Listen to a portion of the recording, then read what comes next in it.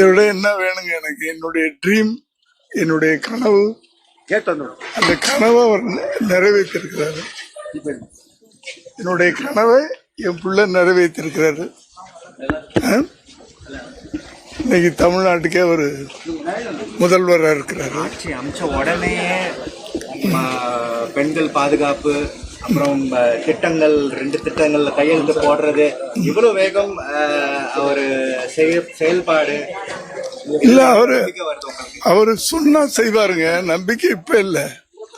அவர் எப்பவுமே எந்த விஷயத்திலையும் சொன்னா கண்டிப்பா செய்வார். சும்மா பேச்சுக்கு சொல்றது இல்ல, அடிக்கடி சொல்லுவார்ல, நான் சும்மா பேசுறது இல்ல, என்ன முடியுமோ அதான் பேசுவேன், என்ன பேசுறாரோ அதான் செய்வார். அதுல சின்ன வயசுல இருந்தே ஒரு உறுதியா இருப்பார். ஓகே, நானும் சொன்ன உடனே நீங்க கொஞ்சம் எமோஷனல் ஆனது, இந்த எக்ஸ்பீரியன்ஸ் எப்படி இருந்தது? எங்க இது கொஞ்சம் கலங்கி இருந்தது. இது எல்லா தகப்பனுக்கும் கிடைக்காதுல்ல. ஒரு நடிகனாவே ஒரு உச்ச இடத்துக்கு போய் இப்போ அங்கிருந்து அதை விட்டுட்டு இங்கே ஆனா நான் எமோஷனானது இடையில அவர் பட்ட கஷ்டங்கள் இருக்கு பாரு. அந்த கஷ்டங்கள் பார்க்கும்போது எனக்கு அதையெல்லாம் மீறி இன்னைக்கு ஜோசப் விஜய் ஆகிய நான் அப்படின்னு சொல்லும்போது நான் எமோஷன் ஆனேன். உண்மைதான். Okay, he born in 73. Okay, 73 or 74? 73 marriage. 74 he born. When he born, I was an assistant director. I struggled for even food. That remembrance he made. Okay. உங்க பையனுக்கு விஜய்க்கு என்ன சொல்ல விரும்புறீங்க? ஒட்டுமொத்த தமிழ் மக்களுக்கு சார்பாக கூட நீங்க சொல்லலாம். ஹாப்பி அன்னையர் தினம். விஜய் நன்றாக ரொம்ப நல்லா இதை எடுத்து நடத்துவாருன்னு எனக்கு ஒரு நம்பிக்கை இருக்கு.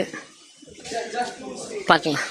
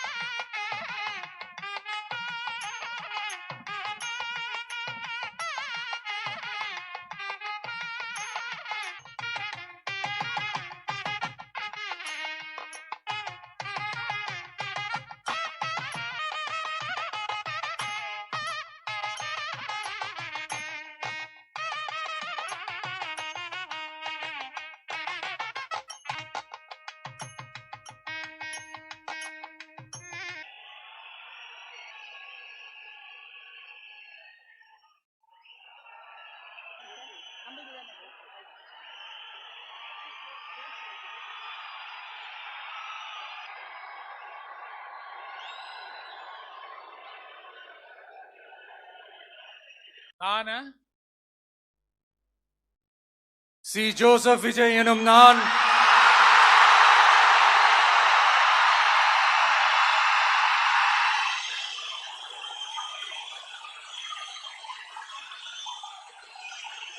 சட்டப்படி அமைக்கப்பெற்ற இந்திய அரசியல் அமைப்பின்பால் உண்மையான நம்பிக்கையும் மாறா பற்றும் கொண்டிருப்பேன் என்றும்